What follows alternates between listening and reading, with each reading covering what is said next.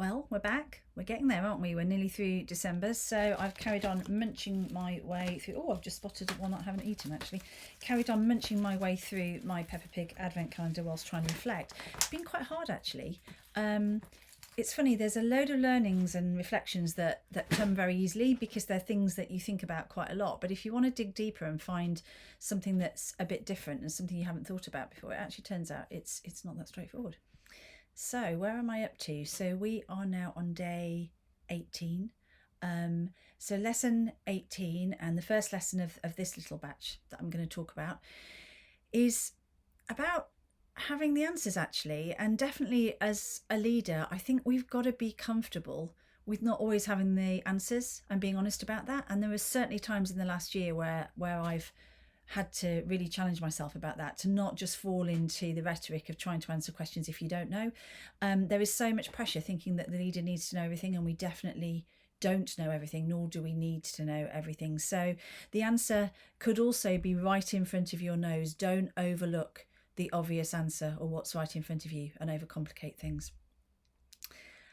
Next one. So day 19.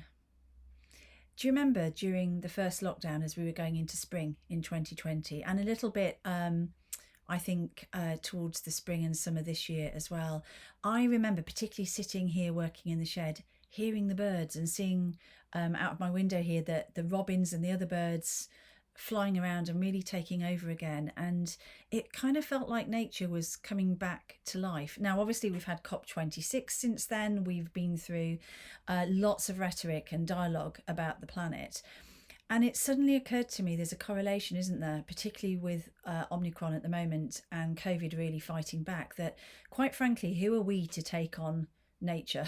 If we take on nature, nature will win.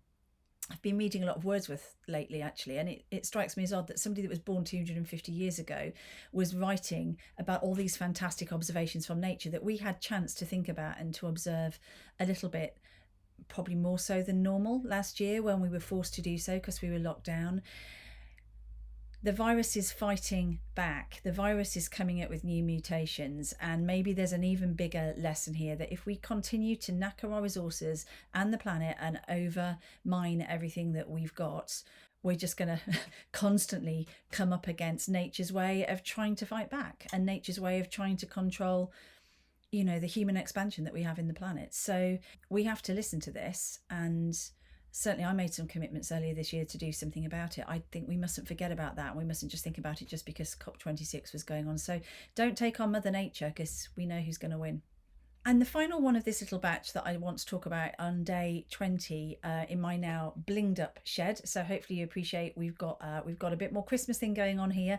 My teenage son, Josh, helped me decorate the shed to make it a bit more festive, and he helped me put up my 6'5" Christmas tree, which literally is now bashing itself on the ceiling, which takes up the whole of the shed. So it's not very practical either, even though it does look very, very pretty. But what made us both laugh quite a lot actually as we were doing this is the tree covered the word not. For those of you who see me broadcast from the shed before, it says why not, which is all about having a can-do mentality. Now it just says why, which Josh, aged 18, thought was quite appropriate actually. So fair enough, you can make of that what you will. But the last reflection, and this one's quite deep actually, I'm not sure I've really got to the bottom of it, is about choice.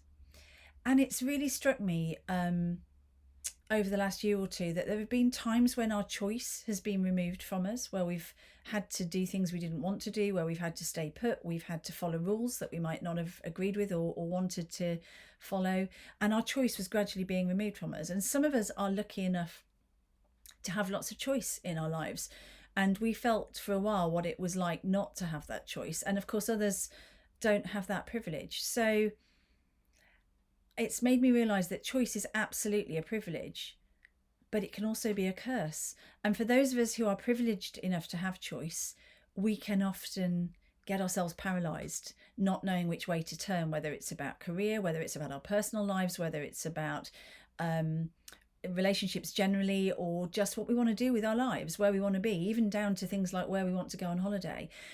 So let's not forget how very, very privileged we are to have those choices coming back into our lives again, perhaps. Let's not forget that many people don't have that level of choice. And when we can't decide, when we do get stuck and choice feels like a curse, just sit in it for a while and wait till the right thing emerges. And remember that we are still very privileged and lucky to be able to have choice. So only 3 covered in today's slot, but quite deep ones. We're getting quite deep, and we're building up to the last little run up to Christmas. So going to keep zhuzhing up my wintry, Christmassy theme as I reflect and eat my Peppa Pigs over the next few days. See you soon.